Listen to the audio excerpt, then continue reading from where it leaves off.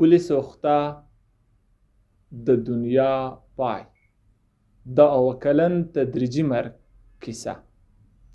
قدرمنو لیدونکو سلام، ستړي مشئ. هیله ده چې ټول به راترک روغ د صحت او عافیت پر جامو کې پټ او د سوکالۍ او آرامۍ ساه به اخلئ. قدرمنو لیدونکو، د باران ټولنیزې رسنۍ د څپرکي خپرونې ته موزه رفیع الله ریحان هرکلی کوم. قدرمنو لیدونکو، لکه څنګه چې تاسو ته معلومه ده د څپرکي په خپرونه کې موږ تاسو ته کتابونه درپېژنو. هغه کتابونه چې نن سبا موږ ورته ضرورت لرو تر څو ولولو، مطالعه یې کړو او خوند ترې واخلو. دا ځل مو په څپرکي خپرونه کې داسې یو کتاب راوړی چې تاسو ته یې لوستل ډېر اړین دي او همدارنګه موږ تاسو په خپله ټولنه کې ناروغ کسان لرو چې کولی شو د دغه کتاب د مطالعې وروسته د هغو ناروغو کسانو سره بحث وکړو، نیکې مشورې ورته ورکړو تر څو دوی د ژوند په معنا پوه شي چې ژوند څه دی. قدرمنو لیدونکو، پل سوخته د دنیا پای دا کتاب د دري ژبې لیکوال او ژورنالیست نستوه نادري کتاب دی. نستوه نادري د ځوانۍ په موسم کې یو فعال تکړه لیکوال او ژورنالیست و. د بعضو مشکلاتو یا هم د ژوند د سختیو له امله دی ناروغ شو. دی پر مواد مخدره توکو باندې روږدی شو او وکله دی د پل سوخته او همدارنګه په هغو ځایونو کې واوسېده چې هلته روږدي کسان وو او دوی به مواد مخدره یا هم نشهیي توکي استفاده کول. قدرمنو لیدونکو، دا کتاب دومره مهم او دومره ارزښتمن کتاب دی چې قدرمن لیکوال محمد عمر ستانکزي پښتو ته وژباړه. دلیل یې څه و؟ دلیل یې دا و چې زمونږ او ستاسو پښتانه ورونه هم په دغه نشهیي توکو باندې روږدي دي او کولی شي د دغه کتاب له مطالعې وروسته له دغو روږدو کسانو څخه ځان خلاص کړي او خپل ژوند ته، هغه ژوند ته چې دی پکې خوشحاله آرامه زندگی اخیستی شي، خوند ترې واخلي. قدرمنو لیدونکو، د پل سوخته کتاب نستوه نادري لیکلی دی او چاپ د دغه کتاب چې اوس زما په لاسونو کې دی سروش کتاب پلورنځي کړی دی، پوښتۍ ډیزاین حبیب الرحمن ساحل کړی دی، ژباړن یې محمد عمر ستانکزی دی، زر ټوکه چاپ شوی دی او د دغه کتاب چې اوس زما په لاسونو کې دی یعنی پښتو کتاب یې په 2022 کال کې چاپ شوی دی. قدرمنو لیدونکو، په دغه کتاب کې ډېرو مهمو موضوعاتو ته اشاره شوې ده چې که یې څوک ولولي زه ډاډمن یم چې د دغه کتاب نه وروسته به هیڅ کله هم هغو نشهیي توکو ته چې په انسان روږدی کوي او د انسان وجود ته ضرر رسوي احساس به یې هم ونه کړي، په فکر کې به یې هم رانشي چې دی هغو ناوړه کارونو ته چې د انسان ژوند له منځه وړي هغو ته لاس وروړي. قدرمنو لیدونکو، په دې کتاب کې ډېرې مهمو موضوعاتو ته اشاره شوې ده.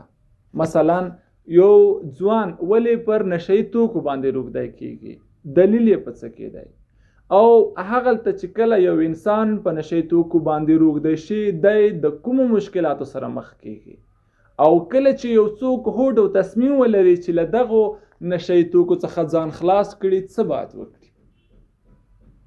په همدغه موضوعانو باندې کتاب ټوله موضوع راڅرخي. که تاسو غواړئ ستاسو په ماحول کې دغسې روږدي کسان وي چې په نشهیي توکو باندې اخته وي، د دغه کتاب مطالعه ورته زه سپارښتنه کوم چې دغه کتاب مطالعه کړي، ویلولي او خوند ترې واخلي. هغه کسان چې پر نشهیي توکو باندې روږدي هم نه دي، زه ورته وایم چې دا کتاب مطالعه کړي، وی ګوري، ځکه چې که څوک احساس ورسره پیدا کیږي د یو نشې کولو، د هغه موادو استفاده چې وجود ته ضرر رسوي، که دا کتاب ولولي زه ډاډمن یم چې هیڅکله به هم بیا نشهي توکو په څنګ کې هم تیر نشي. راځم د کتاب مابین ته متن لولو.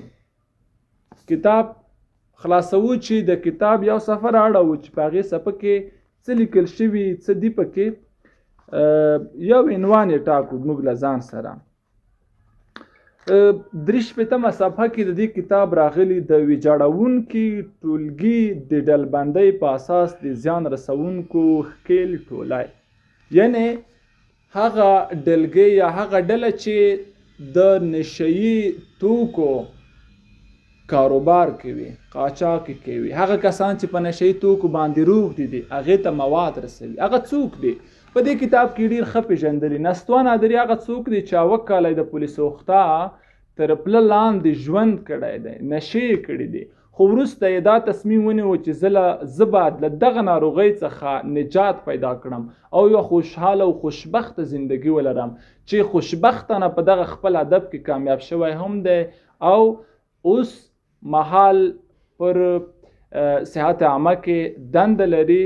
او ځکه د ډاکټر وزیر صاحب ډاکټر مجروح ورته دنده ورکړې وه. علت یې همدا و چې نستوه نادري وکولی شي هغه کسان چې په نشهیي توکو باندې روږ دي هغې ته ښې نظریې ورکړي تر څو د نشهیي توکو څخه څه وکړي؟ ډډه وکړي. ښه، په دې کې وایي لومړۍ ډله موندونکي دي، په دې معنا چې هغه کسان دغه نشهیي مواد پیدا کوي هغه یې تشریح کړي دي چې څوک دي. دوهمه ډله همدغه ډله کې په لومړۍ ډله کې بیا لومړۍ کټګورۍ کې هغه کسان دي چې دوی مواد پیدا کوي چې په کوم ځای کې دي. د هغې نه وروسته بیا څوک ورځي هغه مواد راخلي تر کومو ځایونو یې رسوي او په چا باندې یې پلوري. دا په لومړۍ کټګورۍ کې راځي. او د موندونکو بیا دوهمه ډله هم شته. ده د دغه عنوان لاندې لیکلي چې د یوې لویې مافیایي ډلې شاګردان یا هم پلورونکي چې بعد په ورځ کې له 2 تر 300 ګرامو زیات مخدره توکي وپلوري. هغوی چې مخدره توکي په اجازه توګه پلوري په میاشت کې 2,11,000 افغانۍ معاش لري. او هغوی چې شاګردان دي او په اجازه پلورونکو یې پلوري د میاشتې 15,000 افغانۍ معاش لري او دې موادو ټول مصرف یې هم وړیا دی. له دې نه به موږ تاسو نه وو خبر. موږ فکر کوو چې دغه مواد چې راځي دا به په سخت راځي یا به څنګه یې که نه. دلته نستوه نادري چې وخت تېر کړی هغه خپله وایي چې معاشونه پکې کارمندان لري. تاسو فکر وکړئ، یعنی زمونږ پر هیواد کې دومره فساد و چې نشهیي توکو پلورونکو ته هم معاشونه ورکول کېدل، تر 2,11,000 افغانیو پورې هم معاش و پکې. د هغې نه وروسته راځو بل عنوان ګورو. دویمه ډله د مالیې ورکولو او لاسوهنې پرته د توکو مصرف کوونکي. په دې معنا هغه کسان چې دغه مواد مخدره یا نشهیي توکي استفاده کوي هغه کسان دي چې پیسې ورکوي، په پیسو باندې اخلي. نستوه نادري ما یو تلویزیون په صفحه لیدو وروسته له دې چې دا یې صحت یافت شوی و د نشهیي توکي پرېښي وو. د یو کیسه کوله، وایي زه تاسو ته جالبه به هم ښکاره شي چې ویلې زه سپي ته ډېر احترام لرم. هغه وایان ترې پوښتنه وکړه چې دا وایي پر مونږه د انسانانو زیات سپي مهربانه و. په دې معنا چې سپی یو خاصیت لري، وایي په یخ کې ګرم وي او په ګرمۍ کې یخ وي. وایي کله به چې د ژمي په سختو یخو شپو کې مونږ د یخ احساس کوو، یخ به لړزولو، مونږه وایي سپی له ځان سره څملاوو. سپی وایي ډېر ګرم و.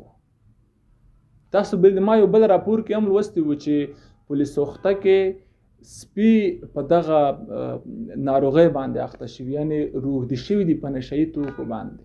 هغه بوی چې کله معتادان د موادو مخدره څخه استفاده کوي هغه دود باسي او سپي تنفس کوي، حتما سپي به هم په دغه مرض باندې روږدي کېږي. د موضوع نه لږ ووتم، بیا هم یو وړوکې کیسه کوم چې وایي یو ناروغ کس و هغې مېرمن درلوده، وایي کله چې د مواد پرېښودل میرمنې ناروغه شوه ډاکټر ته لاړه ډاکټر ورته ویل چې ولې څه کیسه د هغې ورته کیسه وکړله ډاکټر ور باندې پوه شو چې ته هم د خپل میړه غوندې په نشهیي توکو باندې روږدې شوې هغې ورته ویل چې زه ولې ما خو نه دي څکولې ډاکټر ورته ویل که تا څکولې هم نه دی خو هغه دود چې ته په کومه کوټه کې له خپل میړه سره اوسې یا له خپل خاوند سره اوسېدلې هغې نشه کول هغه دود ته هم تنفس کړی ته هم اوس همغه دود ته ضرورت لري